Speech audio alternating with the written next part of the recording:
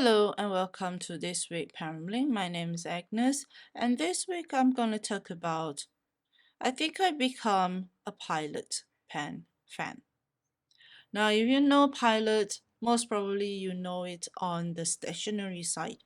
The other day when I was finding the history of Pilot, I noticed that Pilot doesn't just do writing instruments or any other stationery that you come across. They do jewelry as well, surprisingly. But from my knowledge, I know that Pilots is very known for their writing instrument. It can come down from the ballpoint to the gel pen to the whiteboard marker, permanent marker, and then luxury pen. And then they have the high end, which is the Namiki. So Namiki produce urushi pen, and I have zero experience in those pen. It is out of my budget, but if I do come across it when I go to any bricks and mortar store, I will get a chance. I will try to get a chance to write with that pen, feel that pen, since I cannot even own it. It's like a price. For me, it's a price of getting a down payment of a house. Can you imagine that? So, even if this pen is considered expensive to some people, that Namiki Urushi pen is even more expensive. I really admire those people who can afford to own that pen and really take care of it. I really don't like to take care of my things. I like them to have easy maintenance, which means that if I put it here, I don't have to worry that my pen will get scratched. If it gets scratched, it's fine because I'm using it. Anyway, talking about being in love, not being falling in love with Pilot pen. My first Pilot pen that I got was this. Well, actually not this one, the other one. But it is a Pilotkakuno, which you cannot find this in the market. Not this color, not this design. Because I actually spray paint this Kakuno that actually I bought it quite a long time ago with a green color that actually have a silver reflex, and I even spray another light coat of gold color which makes it looks like it's glitter. And it's like, you know that I just mentioned that sorry, I can't afford to buy a Namiki Urushi pen, but this is my cheaper version, my cheat, like a dupe. It is not actually close enough to that. Okay, those artisans that are doing those urushi pens really takes their time to put it in perfect. That takes years of skills to develop. So why would I say this is a good beginner pen? Number one, if you're transitioning from your ballpoint or your gel pen, this is light enough. If you want to get a color that is work appropriate, I would suggest you get those normal color like a blue or maybe a demonstrator, which is the all clear version. Then it will be work appropriate. At least it won't look like a kiddo pen, because it's actually for kids because of this nib engraving. Can you see that? So the Pilot did come out with a family edition where they have the father, the mother, the daughter, the son, and the baby, all in different color representation. So I did not get that because now I'm moving away from steel nib. My number one choice when I get any of the fountain pen is the nib pleasant to write with? If the nib is not pleasant to write with, that is out of my consideration, no matter what is the price point, no matter how beautiful it looks like. Okay, and then I need to justify whether the the price of the pen with the design and the nib, does it goes hand in hand? If I'm paying like 500 600 ringgit Malaysia for a very beautiful colored design pen, yet I need to fimble around with the nib. No, no, no, I'm not gonna buy that. So now even this one costs less than 400 ringgits and it looks beautiful in my opinion. You may think that this is like a very plain color, but for me it's nice enough. Anyway, going back to why I fell in love with Pilot's pen is the nib. The nib is really, really nice to write with, even if the steel nib. So far, I have not used a Pilot steel nib that I don't like. Last time with Platinum, shh, unless you get the Platinum in the silver trim or the rhodium trim, the one that is in gold trim, you might not like it. Shh, just between us. However, for Pilot nib, so far, 100% of the time is pleasant to write with. Pilot Gold nib, okay, they have the production date stamped here.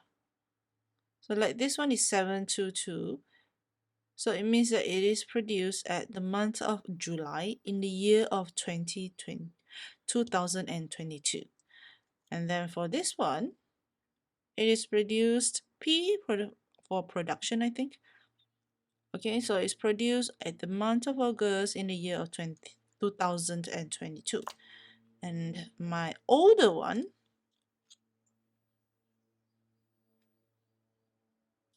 you can see it. Okay, this is on the September of the year 2020. My recent collection that I've added in is this color. It is a forest green, and this is quite a recent production, which is on the May of 2022. This one I bought secondhand off of a user in the Facebook group.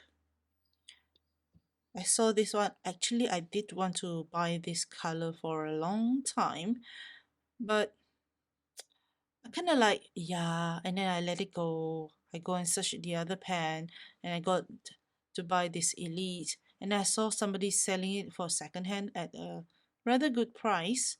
With this year, it is still under 1 years old, so since it's relatively new, so it doesn't mind. And then for this one, I think the production date is somewhere at the bottom.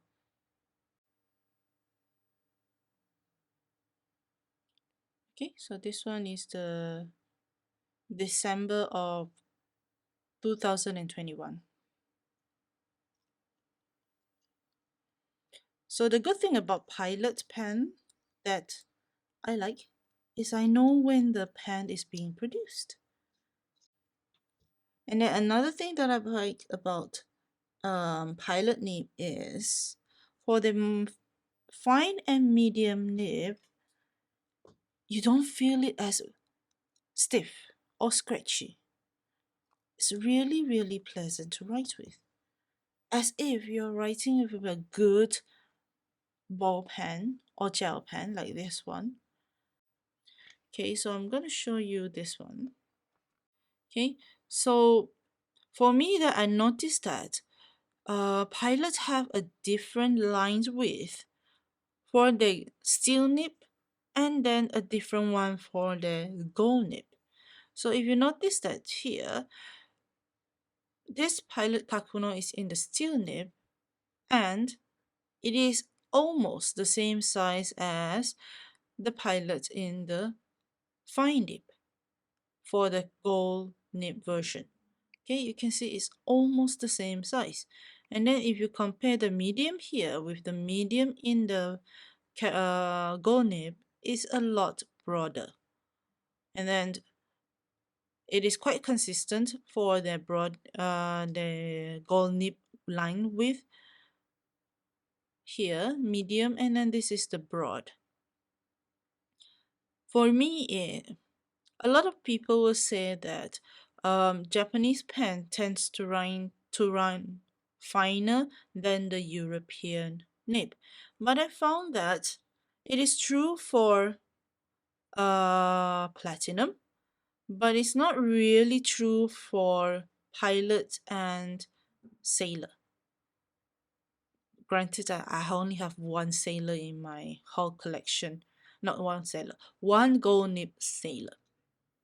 This medium is just a tiny bit finer than the medium of a European nib.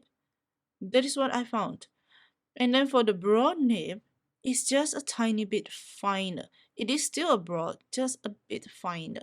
It's not like if I get a European broad to compare with the Japanese broad in Pilot, I will get it in the same size as a European medium versus a that is comparable with Pilot's broad. No, this Pilot broad is a lot broader than the European medium. It is definitely like in between the European medium and broad. This too is in medium. So if I write it now as in this is Faber Castell, is Graf from Faber Castell. Can you see that it is actually not much of a difference in the line width? So if you still want to stick with the broad, with a European size nib, I think it is safe for you to go with the Pilots in their gold nib. It is really, really similar in their line width. But at least the one that I have, because I don't really have much of European pen. Maybe I'm just more interested in the Japanese pen. So let me go to the problem that I had.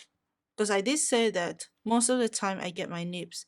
The pen that I got from Pilot is like 100% really lovable using pen. But this one, I have a problem with it. It creates that squeaky noise as we write, just like when we run through our hand in a cleaned, washed plate, a ceramic plate. And it is not for all paper. Most of the paper that is for fountain pen friendly, it does tend to create that sound. Hang on, let me turn my microphone so you can hear it.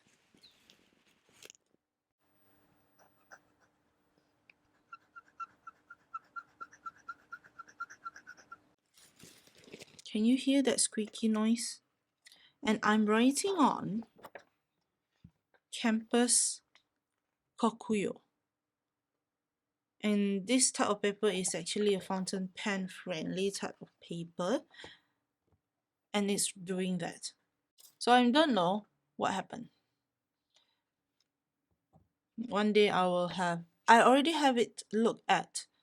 And the advice that was given to me is that it looks fine under whatever the loop. It looks fine under there, nothing's wrong, but the advice that was given to me was write it on certain paper only, because it actually reacts to certain paper, not all the types of paper that I use. Okay, so you can see I'm getting more and more with the Pilot pen. And for me, Pilot does a good quality control on their pens. It doesn't matter if you have a cheaper or the more the inexpensive end of their pen, or you have it in the more expensive luxury. The only thing that I cannot say is the Namiki end. I don't have any pen on that end. So that's my pen rambling for this week. Do you own any of this pen? Do you love it or you don't like it at all because it is not according to how you like it? So let me know all those things in the comment section down below. And I'll see you in the next pen rambling. Bye bye.